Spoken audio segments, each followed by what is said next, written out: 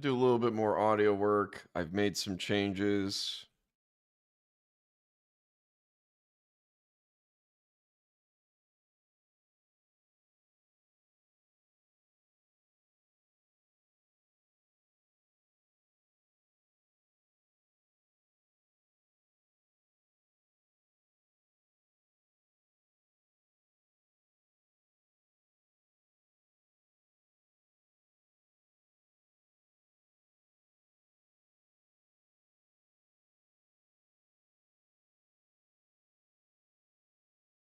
All right, we're going to run this back.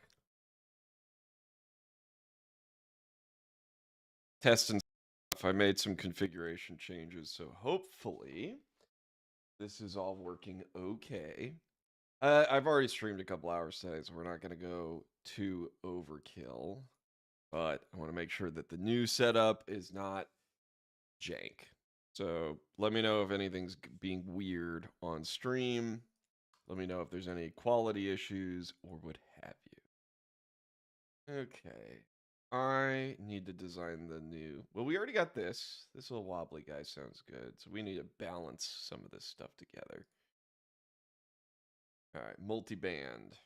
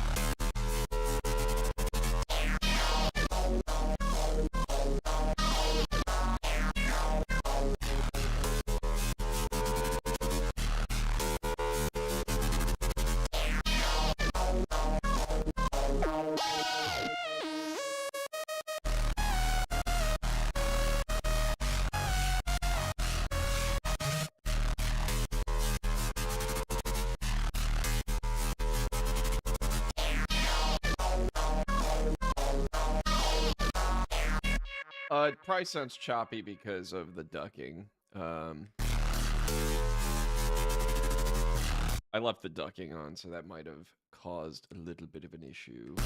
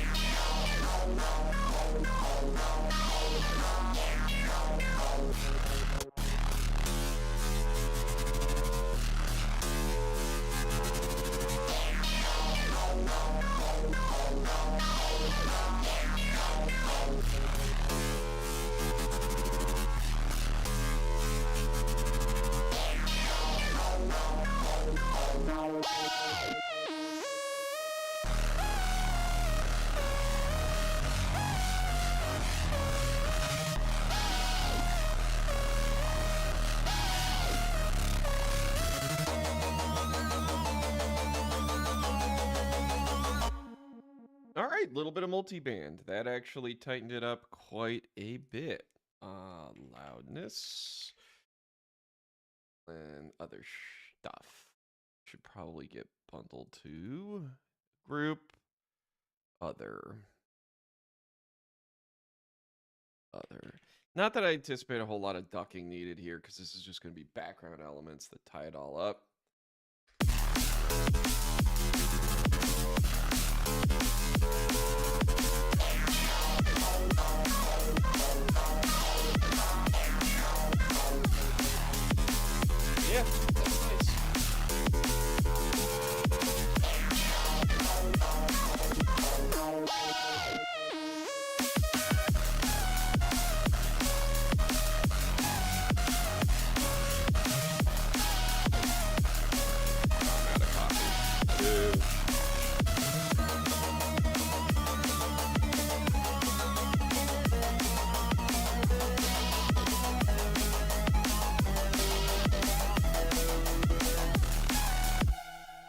nice little reverse whistle go well there.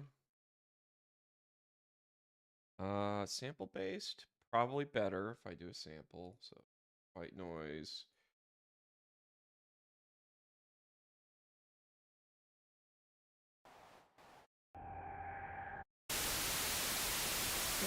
That one's just white. It's not even white noise, it's just white. Alright, perfect. We just want to make a little sweep out of this thing for the end of phrase.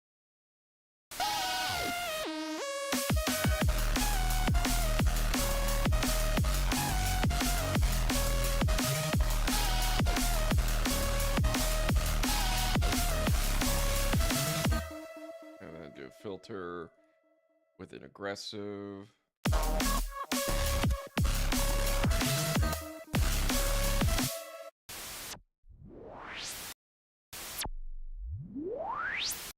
A little too much. We probably want a little bit of color. So we'll go filter plus. I really need to change the defaults on this because I don't want any of these things here. Let's go with XP. And pass. Perfect. Yeah, bandpass will go good there. Nice little... Actually, okay, for Grinzies, they have a handful of silly algorithms. What does fizz sound like? Kind of flangey. Kind of bit crushy.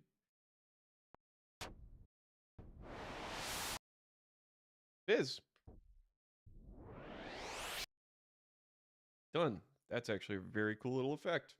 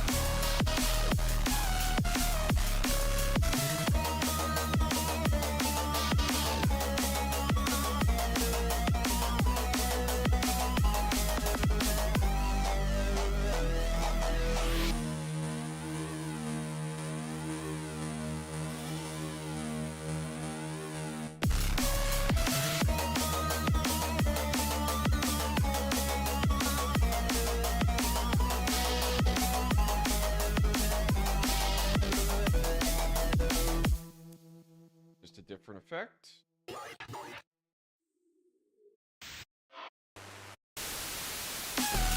Oops.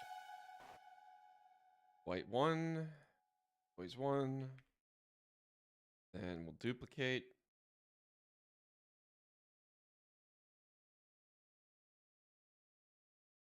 Back of this phrase should have a different thing. We'll do co.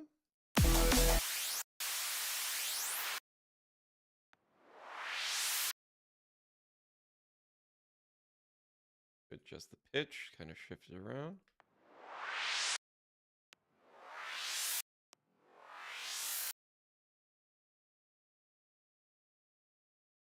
Build texture. I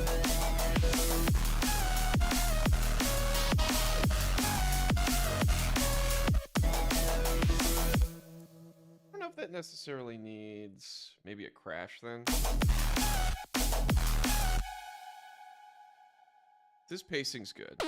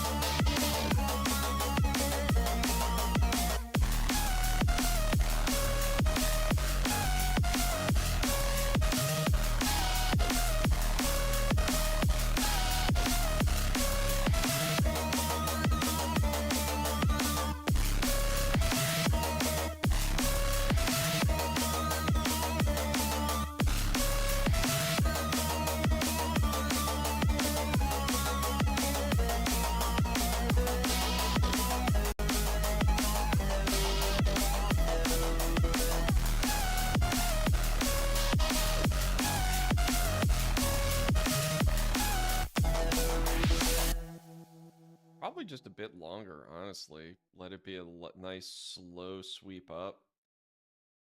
Probably less aggressive.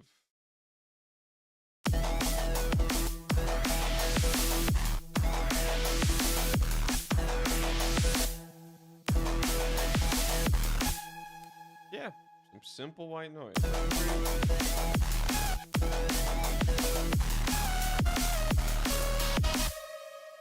Or do we want it to just hit and then do kind of a crash?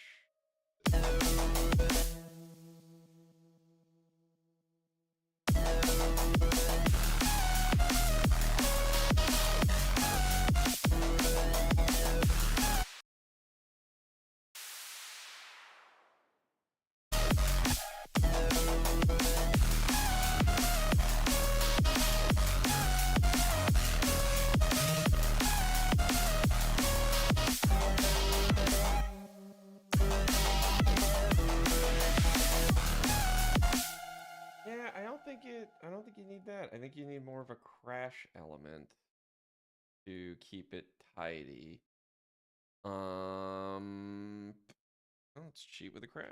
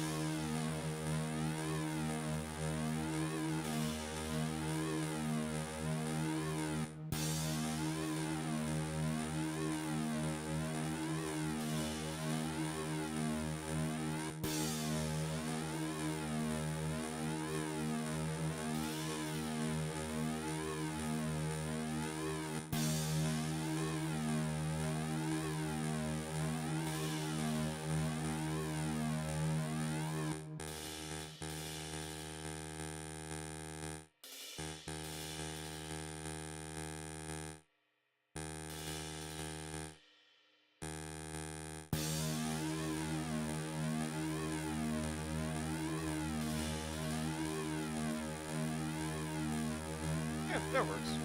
I'll come back to it. I know I'll be a little over. I'll probably overwork that.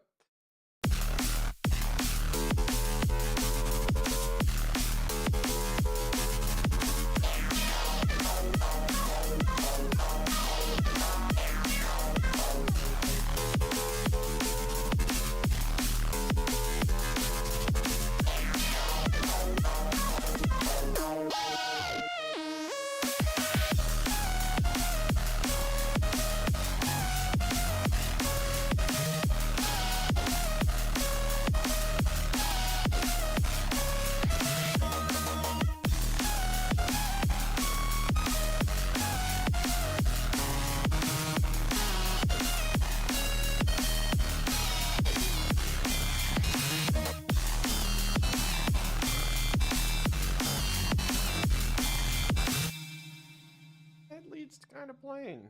Let's see. Grab the old one.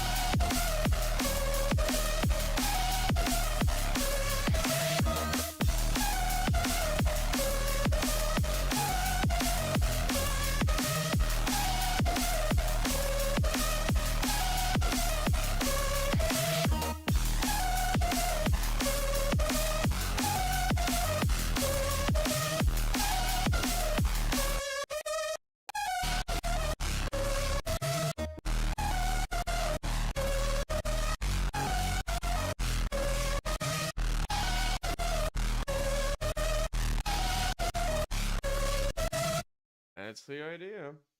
Gotta go hard. You want it to go good. Plus, this is like the capstone. This is the final thing for the whole EP, and I want it to be like, ooh, it's one of my favorite songs I've ever made. I might as well give it a good treatment, right?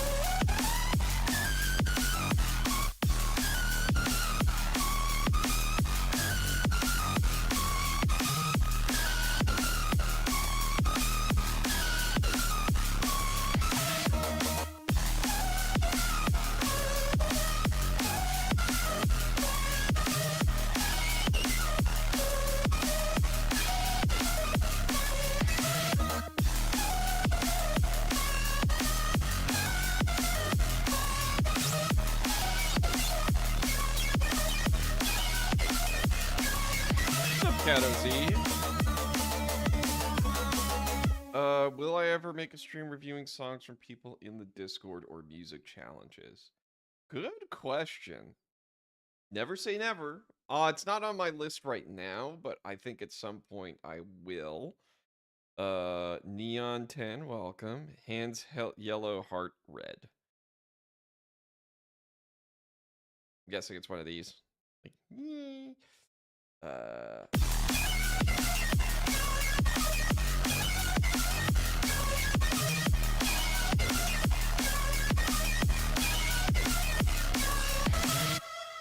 I like that a lot. It gives that sync, gives that a lot of twang. So if I go like this.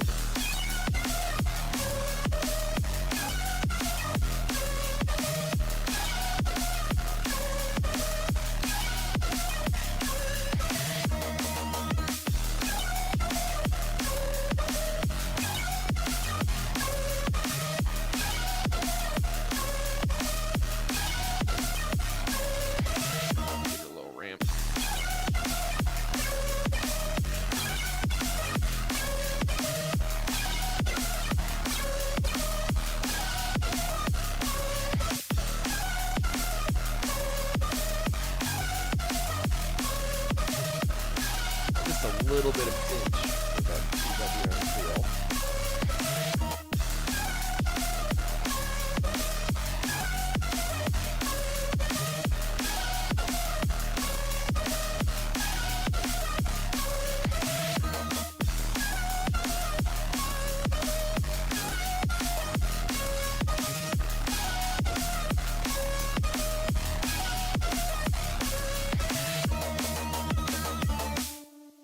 Be interesting if MIDI of the songs from MPN and the OST would be cool for remixes, especially some in the Earthbound sound fonts and covers and mashups.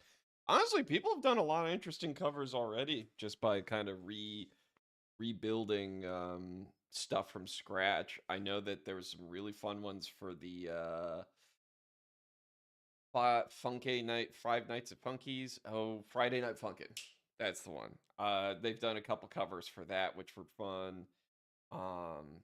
Yeah, I think that there is opportunities in the OST. I think for my part, I explored what I wanted to with like the 5 or so tracks in this remix package. Um, but I could be missing some, right? Other people might have fun ideas, so might be worth a gander to throw stems out there for people to play with, MIDI to play out for people to play with too. What are yeah FNF Friday Night Funkin'? What is your PC specs? Mine dies with a single phase plant instance. I can show you. It is We have a um we have a 7800 X3D that I'm running at baseline. I'm not overclocking. I've got it's got an onboard GPU, but I'm not using it. And then I have a 5070 RTX currently. And then we have 64 gigabytes of memory. Mercifully, I opted to get 64 gigs last year before the RAM apocalypse. Realistically, I think that people who are getting started don't need that much in hardware. What you end up doing, here, I'll go to main cam. So, what you end up doing is if you're limited on resources on your machine, you absolutely have to get comfortable bouncing stuff down to stems. So, create an idea, bounce it to a stem, flatten the idea, be done with it. It frees up processing power because playing with audio files is way easier than playing with synthesizers and effects buses. Also, all effects buses are done in serial. They are not parallel processes. No matter how beefy of a CPU you have, the signal chain has to process each layer individually in sequence.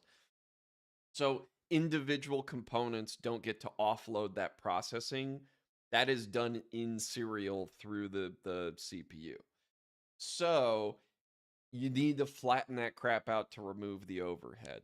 I can even go back. So that's overhead and latency.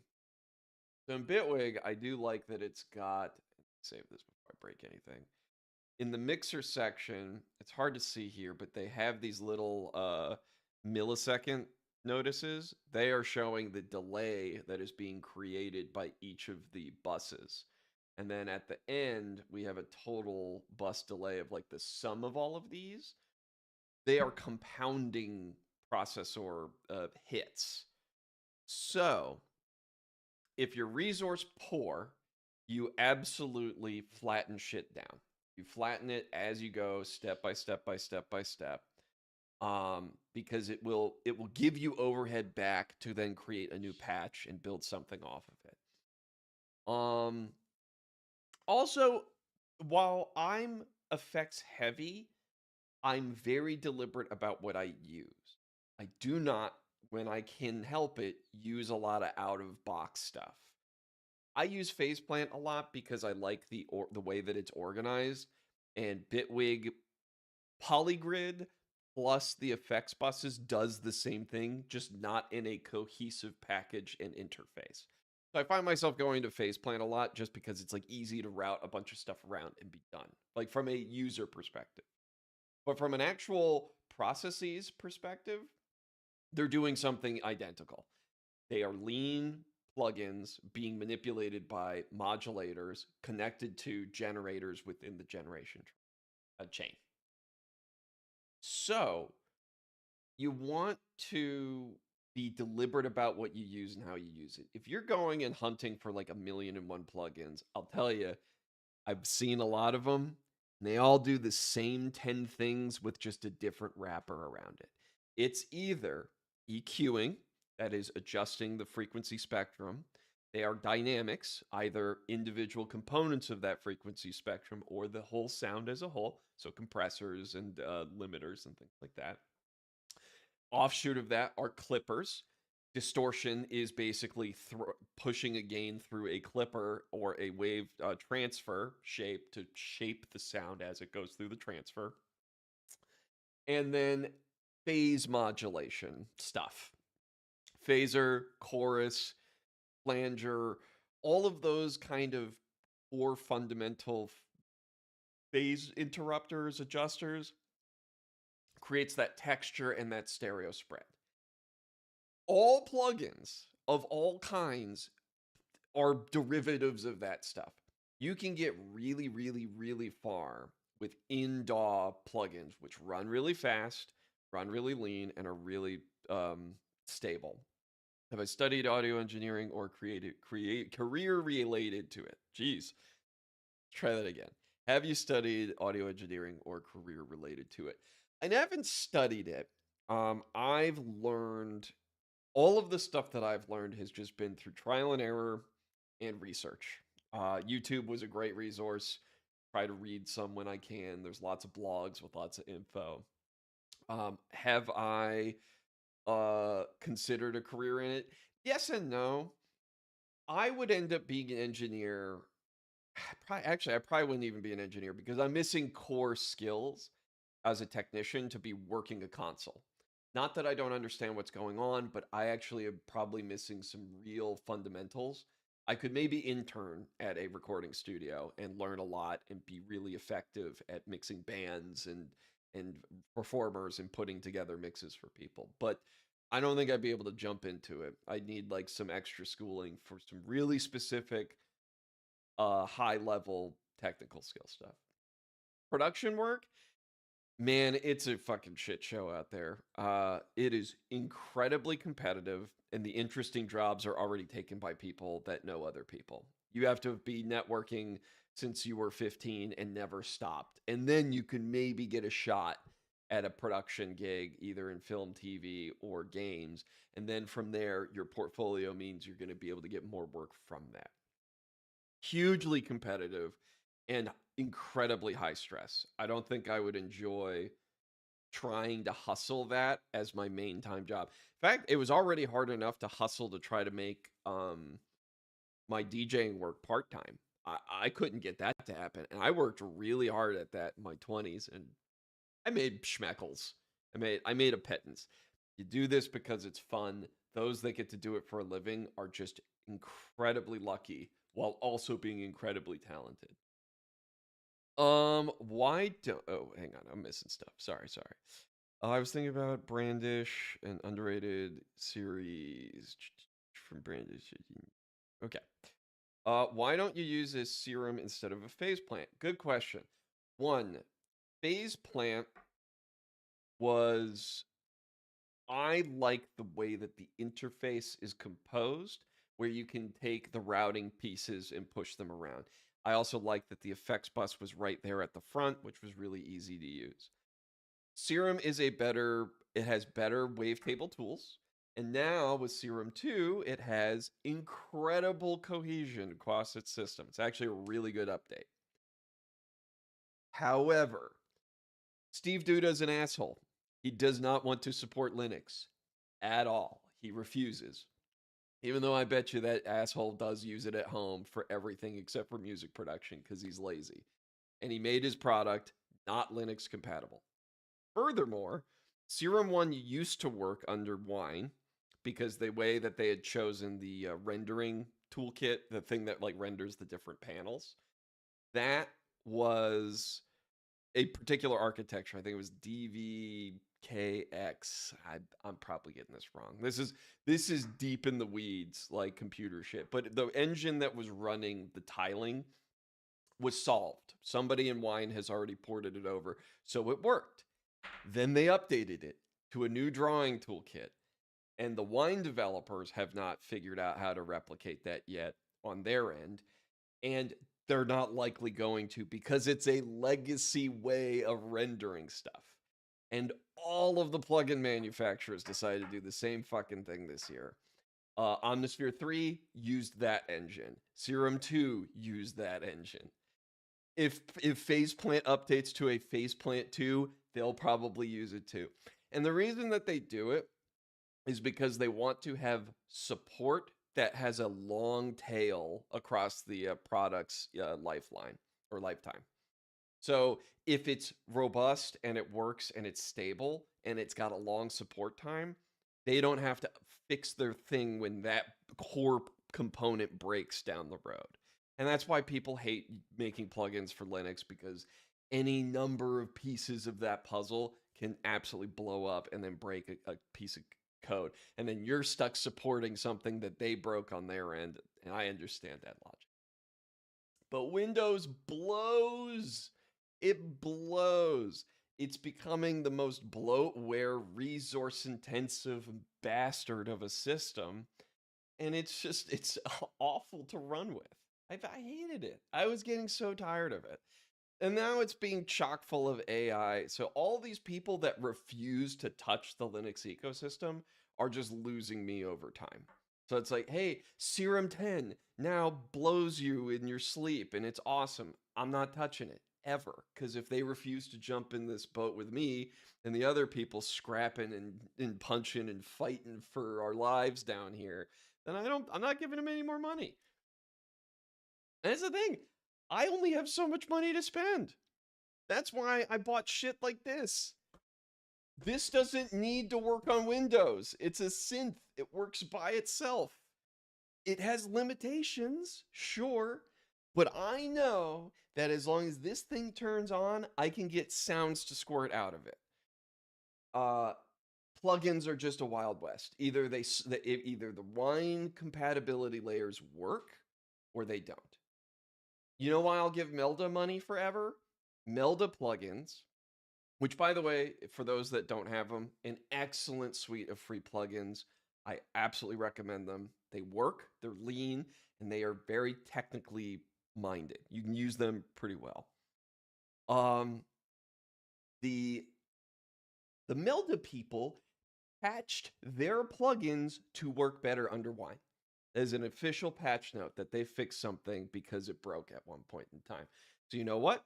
Anytime there's a special plugin that I need that they have, I will pay for theirs because I know they're going to support my ass down the road. Or at least they've historically supported my ass. But for everything else, it's like I'm starting to buy hardware and I don't want to spend this kind of money. This is $700. I could have bought other stuff. I could have bought cosmetics in Destiny 2 if I really wanted. But I had to buy this because if Faceplant ever died, I wanted to have a tool that I could really enjoy using on the desktop. And for all intents and purposes, when I've used it, I've enjoyed this thing. It's really cool. Have I bought Faceplant? Hell yeah, I bought it. I did the rent to own. I rented to own for 3 years before I finally paid for the full license. Yeah, I own that. That's not there is no more cracked software in my ecosystem. And that's the other thing. I can't afford to do cracked stuff anymore because people who crack software, there's going to be a hacker that's going to put some malicious shit on your machine. Let's not kid ourselves. Eventually, you're playing Russian roulette, you're going to get a bad one in the chamber and you're done.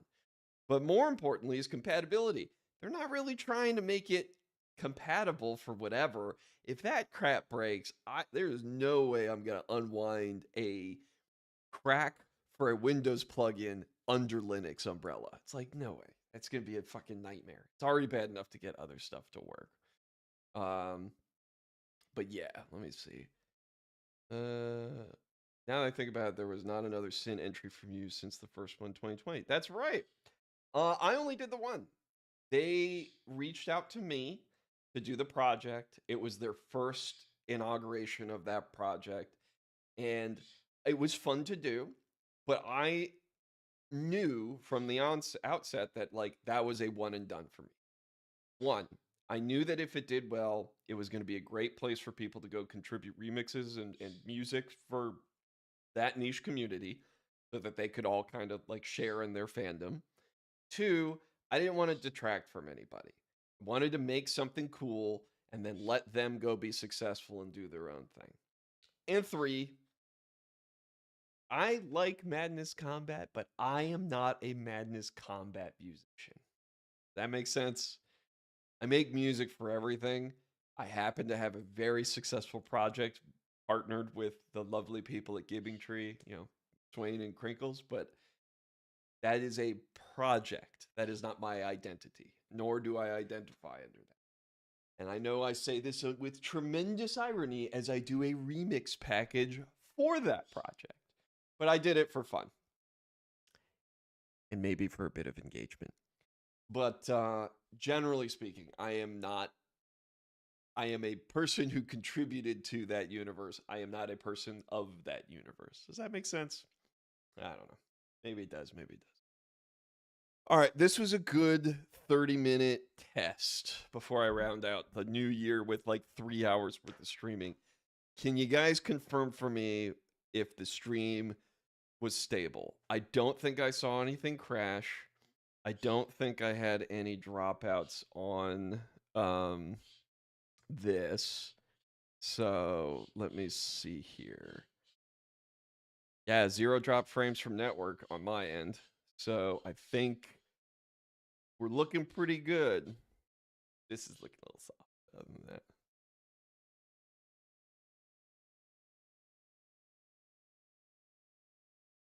Sounds like my wife has gotten home too. So with that, if you gentlemen and ladies will, tell me in the Discord how this last stream worked. If we were smooth sailing, all of my configurations I have done have fixed the fucking problem. And if not, we'll figure it out later. All right. See you probably this weekend. I think I'm going to try to bully everybody into doing a raid in Destiny. And I think as part of the end of last year, yes, I will continue to do more gaming streams. 99% of which will be Destiny related because that is my hobby outside of this other hobby. Hey, what's up? Screaming. I'm off in a minute. She's camera shy. She doesn't want to be here. But anywhoosies, it was okay. That's right. To not being pinned to a